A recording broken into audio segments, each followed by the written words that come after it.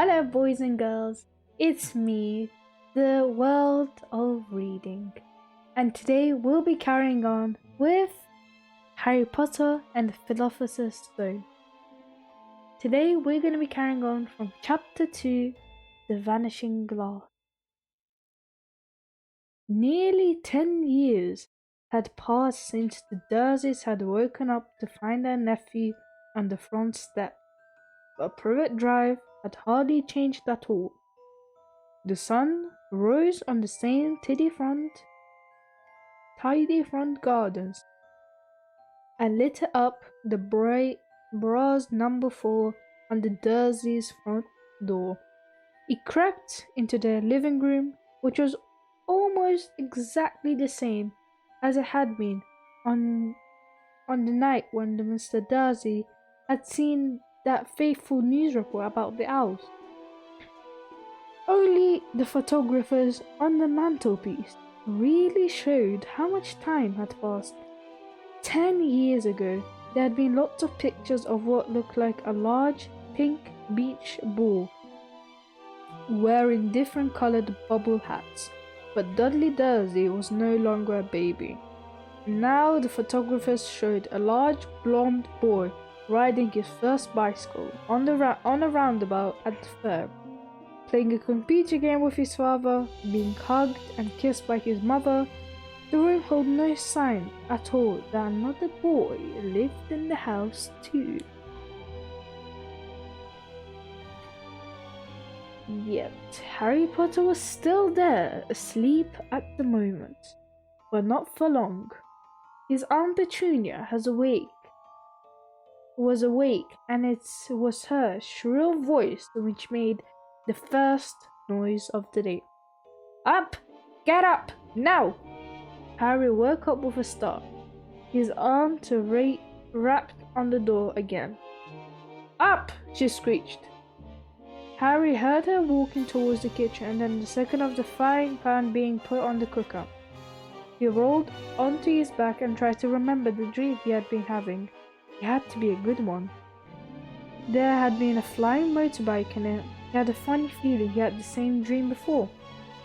His aunt was back outside the door. Are you up yet? She demanded.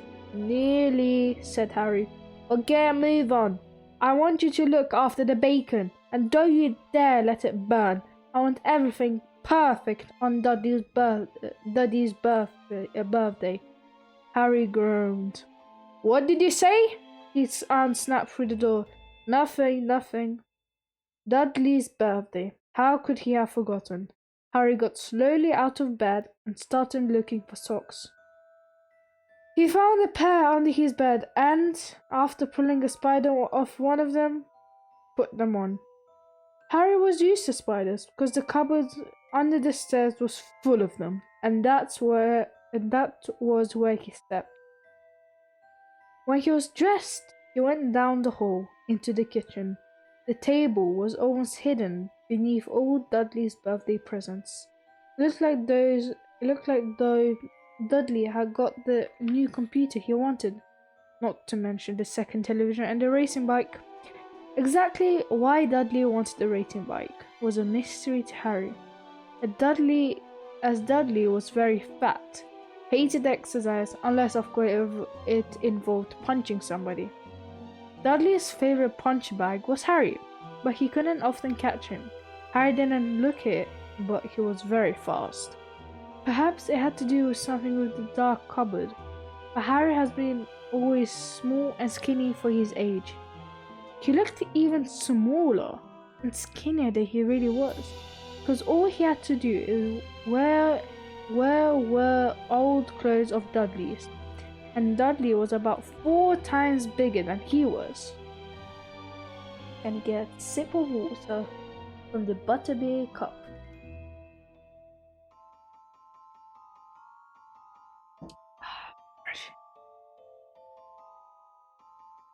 He had a thin face, knobbly knees, black hair, and bright green eyes.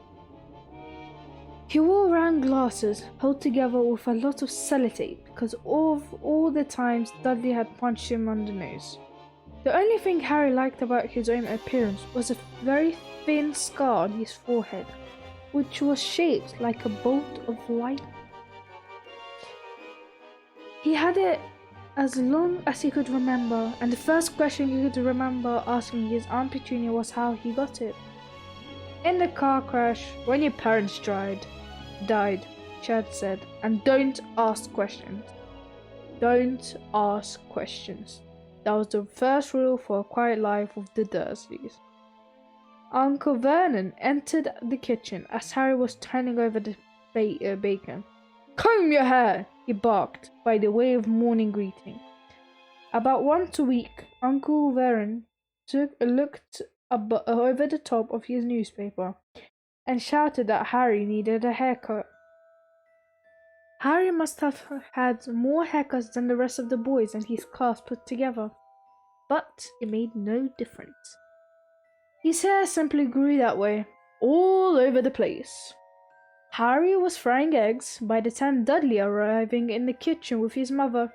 Dudley looked a lot like Uncle Vernon. He had a large, pink face, not much of a neck, small, watery blue eyes, and thick, blonde hair that lay smoothly on his thick, fat head. Aunt Petunia often said that Dudley looked like a baby angel. Harry often said that Dudley looked like a pig in a wig. Harry put the plates of egg and bacon on the table, which was difficult as there wasn't much room. Dudley, meanwhile, was counting his presents. His face fell. 36, he said, looking up his mother and father. That's 2 less than a year. Darling, you haven't counted Auntie Marge's presents. See, it's here under this big one from Mammy and Daddy. Alright, 37 then, said Dudley, going red in the face. Harry, who could see a huge Dudley tantrum coming on, began wolfing down his bacon as fast as possible in case Dudley turned the table over. Aunt Petunia obviously scented danger too, because she said quickly, "And we'll buy you another 2 presents while we're out today. How's that, Pumpkin? 2 more presents, is that alright?" Dudley thought for a moment. It looked like hard work. Finally, he said slowly, "So I'll have 39 sweetums," said Aunt Petunia. "Oh," Daddy sighed heavily and grabbed the nearest parcel. "Alright then," Uncle Vernon chuckled.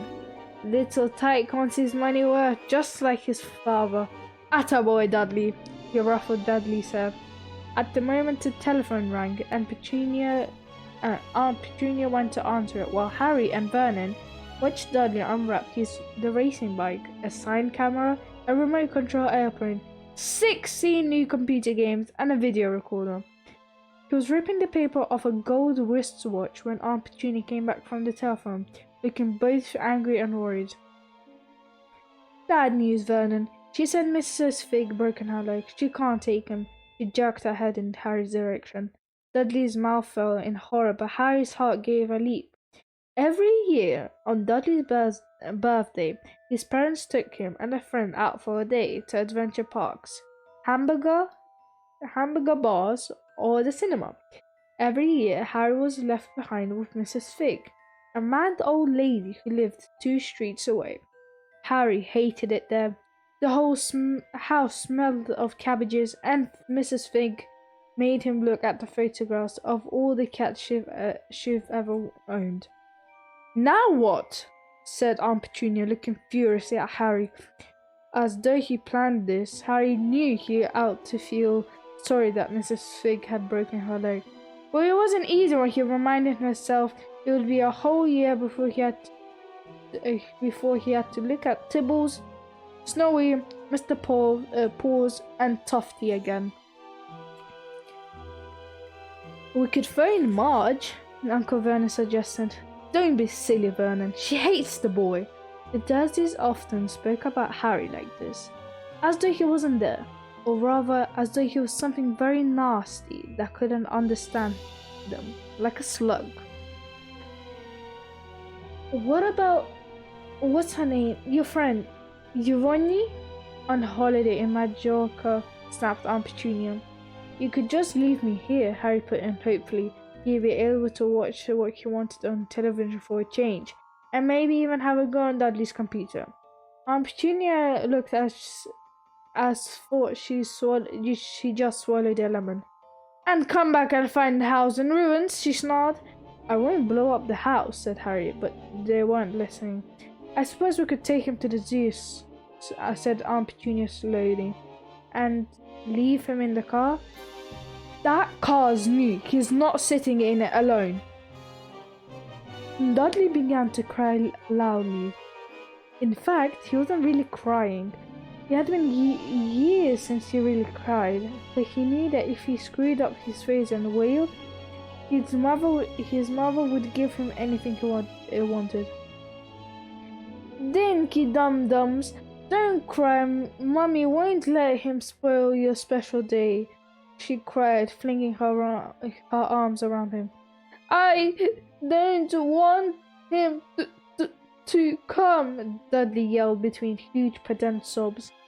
He always spoils everything. He shot Harry a nasty grin through the gap in his mother's arm.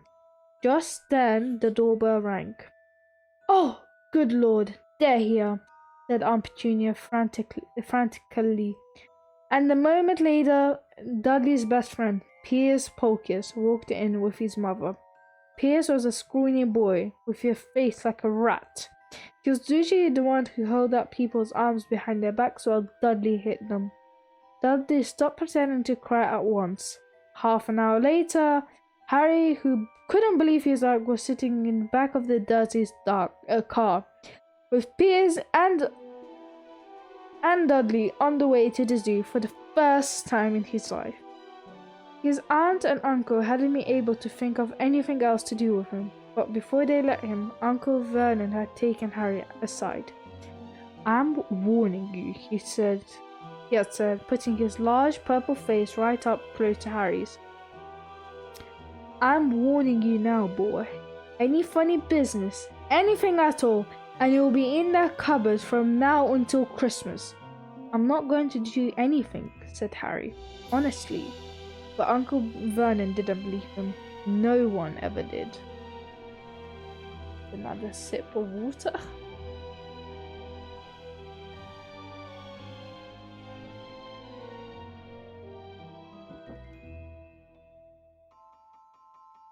The problem was, strange things often happened around Harry. There was just no good telling the Dursleys he didn't make them happen. Once Aunt Petunia, tired of Harry coming back from the barber's looking as though he hadn't been at all, had taken a pair of kitchen scissors and cut his hair so short he was almost bald except for his fringe, which she left to hide that horrible scar. Dudley had laughed himself silly at Harry, who spent a sleepless night imagining school the next day, where he already laughed for his baggy clothes and his sellotaped glasses.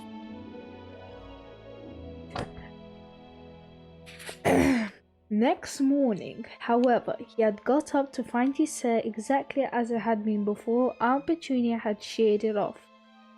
He had been given a week in his cupboard for this, even though he had tried to explain that he couldn't explain how it had grown back so quickly. Another time, Aunt Petunia has been trying to force him into a revolting old jumper of Dudley's, brown with orange bubbles. The harder she tried to pull it over his head, the smaller it seemed to come. Until finally it might have fitted a glove puppet but certainly wouldn't fit Harry. Aunt Petunia had decided it must have shrunk in the wash hand. And to his great relief, Harry wasn't punished. On the other hand, he got into terrible trouble for being found on the roof of the school kitchens. Dudley's gang had been chasing him as usual when, as much to Harry's surprise as anyone else, there he was sitting on the chimney. The Dursleys received a very angry letter from Harry's headmaster telling them Harry had been climbing school building. But all he tried to do, as he shouted at Uncle Vernon through the locked door of his cupboard, was jump behind the bins outside the kitchen doors. Harry was supposed to do that. The wind must have caught him in mid-air, in mid-jump. But today nothing was going to go wrong. He was even being with Dudley and appears to be spending the day somewhere that wasn't school, his cupboard, or Mrs. Fig's cabbage smelling living room. While he drove, Uncle Vernon complained to Aunt Petunia. He liked to complain about things. People at work, Harry, the council, Harry, the bank, and Harry were just a few of his favorite subjects. This morning, it was motorbikes. Roaring along like maniacs, the young hoodlums, he said as a motorbike overtook them. I had a dream about a motorbike, said Harry, remembering suddenly. It was flying. Uncle Vernon nearly crashed into the car in front of him. He turned around in his seat and yelled at Harry, his face like a gigantic beetroot with a mustache. Motorbikes don't fly! Dudley and Pierce sniggered. I know they didn't, said Harry. It was only a dream. But he wished he hadn't said anything. If there was one thing that Dursley hated even more than his asking questions, it was his talking about anything acting in a way it shouldn't, no matter if it was in a dream or even a cartoon. They seemed to think he might get dangerous ideas. It was a very sunny Saturday, and the zoo was crowded with families. The Dursleys bought Dudley and Piers large chocolate ice creams at the entrance. And then, because the smiling lady in the van had asked Harry what he wanted before they could hurry him away, they bought him a cheap lemon ice lolly. It wasn't bad either. Harry thought licking it as they watched a gorilla scratching his head, looking remarkably like Dudley, except that it wasn't blonde. Harry had the best morning he had in a long time. He was careful to walk a little way apart from the Dursleys so that the Dudley and Piers, who were starting to get bored with the animals by lunchtime, wouldn't fall back on their favourite hobby of hitting him. They ate in the zoo restaurant, and when Dudley had the tantrum because his knickerbocker glory wasn't big enough, Uncle Vernon bought him another one, and Harry was allowed to finish the first. Harry felt afterwards that he should have known it was all too good to last. After lunch, they went to the reptile house, and it was cool and dark in here, with lit windows all along the walls. Behind the glass, all sorts of lizards and snakes were crawling and slithering over bits of wood and stone. Dudley and Piers wanted to see a huge, poisonous cobras and thick, man-crushing pythons. Dudley quickly found the largest snake in the place. It could have been wrapped in its body twice around Uncle Vernon's car and crushed it into a dustbin. At the moment, it didn't look in the mood. In fact, it was fast asleep. Dudley stood with his nose pressed against the glass, starting to glittering brown coils. Make it move, he whined at his father. Uncle Vernon tapped on the glass, but the snake didn't budge. Do it again, Dudley ordered. Uncle Vernon rapped the glass smartly with his knuckles, but the snake just snoozed on. This is boring, Dudley moaned. He shuffled away. Harry moved in front of the tank and looked intently at the snake. He wouldn't have been surprised if it had died of boredom itself. No company except stupid people drumming their fingers on the glass, trying to disturb it all day long.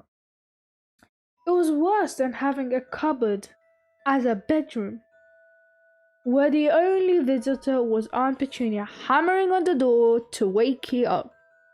At least he got to visit the rest of the house. The snake suddenly opened its beady eyes, slowly, very slowly. It raised its head until its eyes were on a level with Harry's. It winked.